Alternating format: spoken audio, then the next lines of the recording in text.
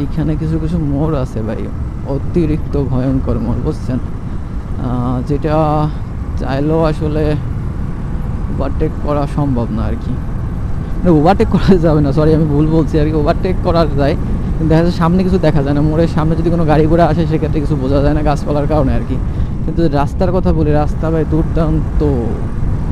মানে এরপরে রাস্তা হলে হবে মিথ্যা কথা, বুঝছেন? এত সুন্দর রাস্তা আর কি।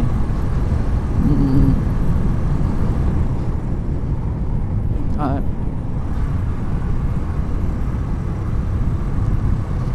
এই বাড়িতে যে দুটো রাস্তা গেছে, এই দুটো রাস্তাও আপনার এটা হচ্ছে আপনার অবদার রাস্তা যেটা বলা হয়। অবদার রাস্তায় কিন্তু ওটা আপনার পিচ করে এত সুন্দর রাস্তা করছে, অন্য এক সময় ঘুরতে নিয়ে যাবো। আমার চ্যানেলে ভিডিওটা আছে আর কি এই রাস্তায় ঘুরতে যাওয়ার, কিন্তু দেখা যাচ্ছে যে আমি সেই ভিডিওগুলোতে এখন পর্যন্ত ভয়েস দিই নেই আর কি।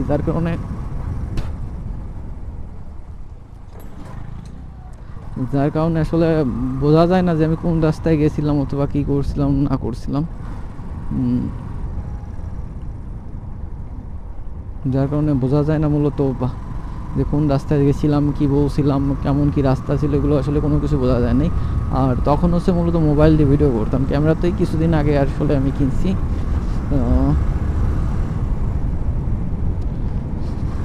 এই রাস্তাগুলো ভাই পুরো মাখন বলতে হবে। দেখেন বাইকটাই নাকি মজা।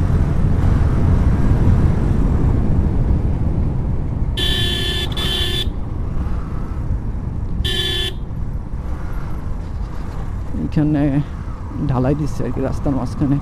ভাই এইখান থেকে একটু সরাই দিলে ভালো হয়, কারণ হচ্ছে যে কখন কোন গাড়িটা চলে আসে আর কোনো ঠিক নেই। হুট করে এক জায়গায় ঢালাই দেওয়া মানে আসলে এটা ঝামেলার ব্যাপার। বিশেষ করে মোড়ের পাশে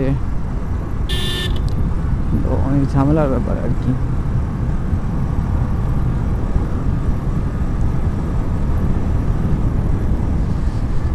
এই যে একটা কালভার্ট, এখানে হচ্ছে আমার মাসির বাড়ি, তো এখানে মাছ বাঁধাচ্ছে সবাই। আমার না মাছ বাঁধাতে খুব ভালো লাগে আর কি।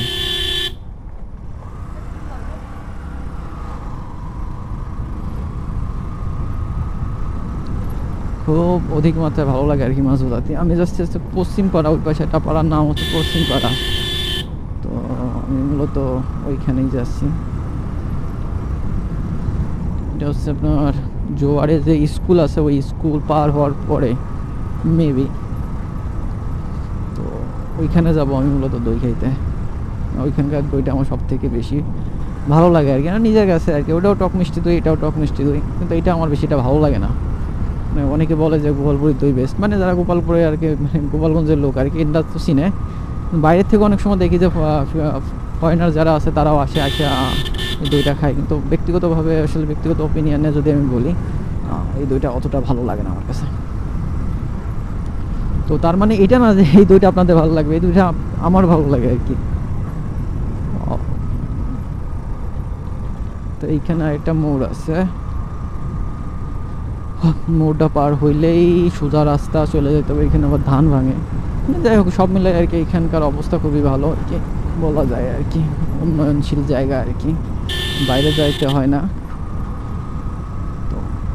তো এই রাস্তাটা মানে বুঝতেছি না, দূর থেকে আসলে মনে হচ্ছে না যে রাস্তার ফিনিশিং কম আছে কি হ্যান ত্যান, এরকম কিছুই মনে হচ্ছে না।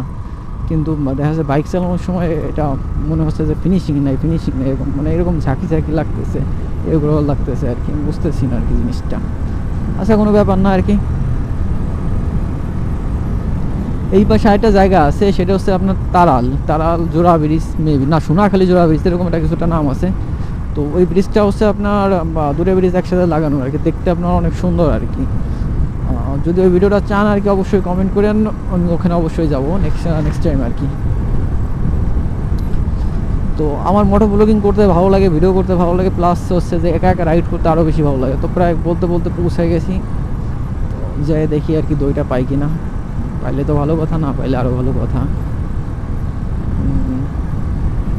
তো এই জন্যে অনেকে বলে যে আপনার 5 টাকার চা খাইতে 100 টাকার তেল পোড়ায়, তো ব্যাপারটা সেরকম। কিন্তু আমার বাইকের ডিসকভার বাইক মাইলেজ ভালো দেয়, যার কারণে আমার এই কথা বলা লাগে না।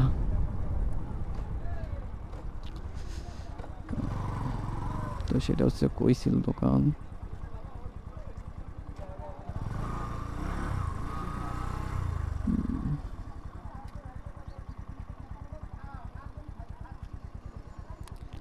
মেবি বন্ধ আর কি দোকান। তারপরে যায় দেখি কি অবস্থা।